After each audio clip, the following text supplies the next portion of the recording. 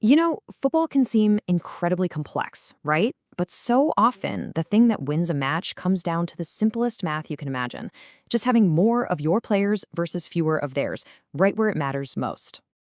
And that fundamental concept is what we call numerical advantage or superiority. It's really the hidden engine of the modern game. Sometimes it's created by a coach's master plan, but other times it just pops up naturally from the flow of the game.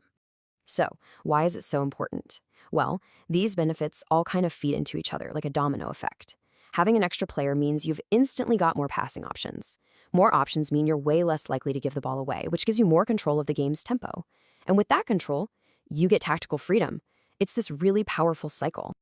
Okay, but here's the thing. Not all numerical advantages are created equal. To really get how teams use them, we've got to break them down into a few different types based on how and where they actually happen on the pitch. First up, you've got positional advantage. This is the kind that's literally baked into a team's formation right from the kickoff. So imagine a team that sets up with a box of 4 midfielders against an opponent's traditional 3. Right away, from the very first whistle, they are designed to totally dominate that crucial middle part of the field. Then, there are situational advantages. Now, these aren't planned in the same way. There are these fleeting moments of opportunity that can appear and disappear in the blink of an eye. The classic example? A lightning-fast counterattack, where your attackers are just surging forward, creating a temporary 3-on-2 against defenders who are scrambling to get back. Teams also work really hard to create zonal advantages. This is a deliberate tactic. They'll target a very specific part of the pitch, maybe out wide or in those really dangerous channels between the center backs and fullbacks, the half spaces. By flooding that one zone with players, their whole goal is to create a 2-on-1 or a 3-on-2 to completely isolate and overwhelm a defender. And make no mistake, this is not just an attacking idea. Defensively, it's just as vital. For any organized defense, the golden rule is to always have at least one more defender than the other team has attackers in dangerous spots. That's the famous +1 advantage you hear about, the thing that gives a defense cover and security. And finally, there's this concept called rest defense, and it's a huge deal for top teams. It means that even when they're piling forward on the attack, they strategically keep players, like a defensive midfielder and a fullback, behind the ball. Why? Because if they suddenly lose possession, they still have the numbers back to either press immediately or at least slow down a counter. It's basically a proactive safety net. So we've covered the what and the why, but how do teams actually make this stuff happen in the middle of a chaotic match?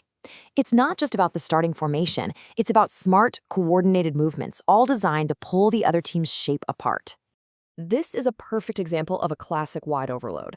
Just watch the sequence. First, the winger stays way out on the touchline, which pins the defender in place. That simple move creates space for the fullback to bomb forward on an overlapping run. At the exact same time, a midfielder drifts over to offer an easy pass. And just like that, with 3 simple moves, a 1-on-1 has turned into a really dangerous 3-on-2. But that's just one play from the toolbox. Teams use all sorts of methods. You'll see dynamic rotations, like a striker dropping deep into midfield to create an extra man, or those long, sweeping diagonal passes to switch the play and isolate a defender on the other side. These days, teams even use their goalkeeper as an extra outfield player just to beat the press. And on defense, they use pressing triggers to swarm and outnumber the guy on the ball. Now, this whole idea of creating an advantage, it's not just about one part of the game. It is a constant battle happening in every single phase of play, whether a team is building an attack, defending its goal, or in that messy bit in between. You can really think of any given moment in a match as belonging to one of these 3 phases. And the key thing to remember is that the goal, the hunt for a numerical advantage, is the one constant thread that runs through all of them. So when you're attacking, it all starts way back in your own half. A team with 3 defenders can easily play around 2 pressing forwards, right? That creates a simple 3v2 to keep the ball safely. And that same principle just carries all the way up the pitch, ending with those overlapping runs we talked about to create chances to score. When you're defending, the job is kind of twofold. First, you've got to stay compact to keep that crucial +1 at the back, making sure there's always a spare defender to snuff out danger. But it can also be aggressive. Teams will create a defensive overload by swarming the person with the ball to force a mistake and win it back high up the field. And then there are those chaotic moments of transition. Here, superiority is everything. When you win the ball, it's a flat-out race to get more attackers forward than they have defenders back, creating those killer counterattacks. And when you lose the ball, that's where your rest defense kicks in, giving you the numbers you need to stop the other team from doing the exact same thing to you. All right, this all sounds great in theory, but let's look at how some of the best managers and teams in the world have basically perfected these ideas to completely dominate their opponents. Just look at this. Pep Guardiola's Man City is famous for those inverted fullbacks who tuck into the middle of the pitch to create this massive overloaded midfield. Under Klopp, Liverpool were absolute masters of the wide overload, using their fullbacks to create relentless two-on-ones out on the wings.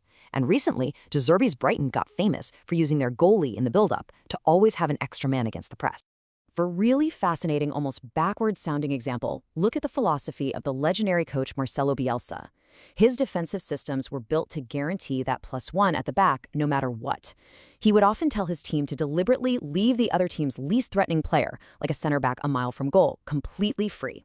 What was the logic? Well, by not wasting a player on someone harmless, he made sure he always had a free man in his defense to clean up any real danger. It's a genius tactical trade-off. But, and this is so important to understand, this relentless hunt for superiority is a high-wire act. For every advantage you gain in one spot, you're creating a potential weakness somewhere else. Committing players is a huge tactical gamble, and when it goes wrong, boy, can it go wrong. So the crucial point is that it's all a game of trade-offs. For every single part of the pitch you strengthen by sending an extra player there, you are by definition weakening another area. And a smart team will punish you for that empty space with one quick switch of the ball. And on top of that big trade-off, there are other really big pitfalls. Overcommitment is a huge one. Send one too many players forward, and a single bad pass can leave your two center backs facing a 3-on-2 with half the field open behind them. Then there's just bad execution. If the timing's off, your brilliant overload just turns into a crowded mess where it's easy to lose the ball. And finally, you can't be predictable. If you do the same thing over and over, you better believe the other team's coaches will spend all week figuring out exactly how to punish you. At the end of the day, after all the complex talk about rotations and phases and rest defense, the entire system really just boils down to this one simple, relentless idea. It's the constant, obsessive search for that +1, for that one extra player in the most important parts of the pitch. Which really leaves us with a final question to chew on. We know creating these advantages gives a team control of the game. But in this game of constant tactical gambles, how much risk of being left wide open is worth the reward of achieving that total control?